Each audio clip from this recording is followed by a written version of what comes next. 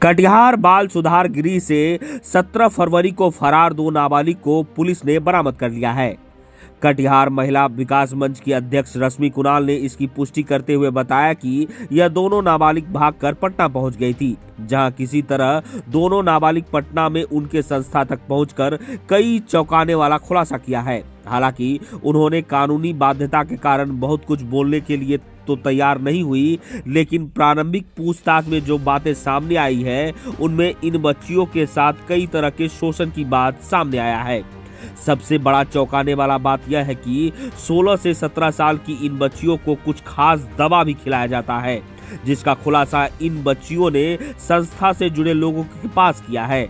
इस संस्था से जुड़ी अधिवक्ता प्रियंका कुमारी भी कहती है कि उन्होंने भी बच्चियों से जो प्रारंभिक पूछताछ किया है उनमें उन लोगों ने किसी खास लोगों का नाम तो नहीं बताया है, लेकिन कुछ कर्मियों द्वारा गलत आचरण करने के साथ साथ ऐसी दवा दिए जाने की बात बच्चियों द्वारा कही गई है, जिससे बच्चों को शरीर में अलग अलग तरह की बेचैनी होती है।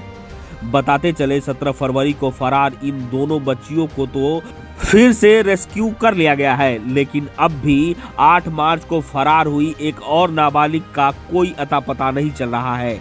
ऐसे में इस रिमांड होम के बड़े बड़े दीवारों के पीछे क्या चल रहा है यह तो जांच के बाद ही सामने आएगा, लेकिन फिलहाल कटिहार महिला विकास मंच की अध्यक्ष रश्मि कुणाल और बाल सुधार गृह के अधिवक्ता प्रियंका कुमारी इस मामले में प्रशासन से विस्तृत जांच की मांग कर रहे हैं।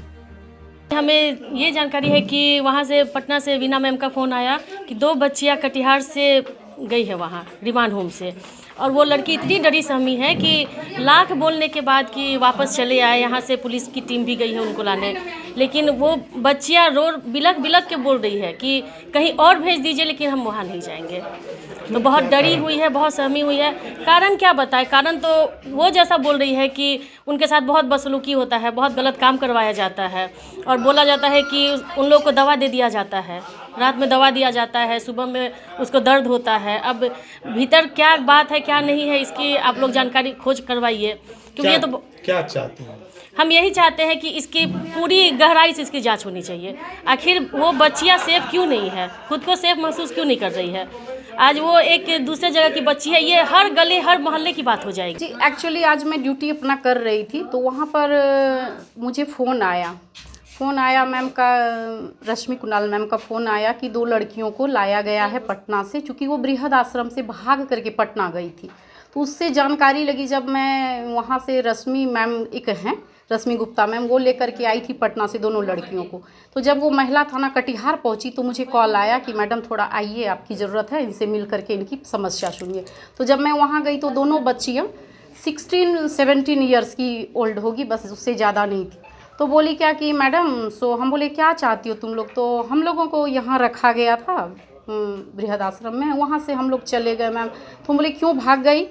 तो हम लोगों को वहाँ पर कोई दवा खिला दिया जाता था, हम लोगों को पेट में दर्द होता था, पूरा बॉडी पेन होने लगता था, सुबह खाना ठीक से नहीं मिलता था, ये सब जो बोला गया। हम बोले कि ये तो ऐसा इसलिए हम लोग यहाँ से भाग करके पटना चले गए हैं। तो वहाँ से जब उनको महिला थाना लाया गया तो उनको बयान के लिए, तो आज बंदी होने के वजह से उनका न्यायालय में बयान दर्ज नहीं हो सका, इसलिए उनको बैरन वापस पटना फिर से भेजा गया है। पूछताछ में लड़कियां तो किसी का नाम ज़्यादा नहीं मुझे बताई, अब मैडम लोग को बताई हो तो मुझे कोई नाम नहीं बताई, लेकिन बोली कि वहाँ का वस्तु स्थिति, वहाँ की विधि व्यवस्था बहुत अच्छा नहीं चल रहा है।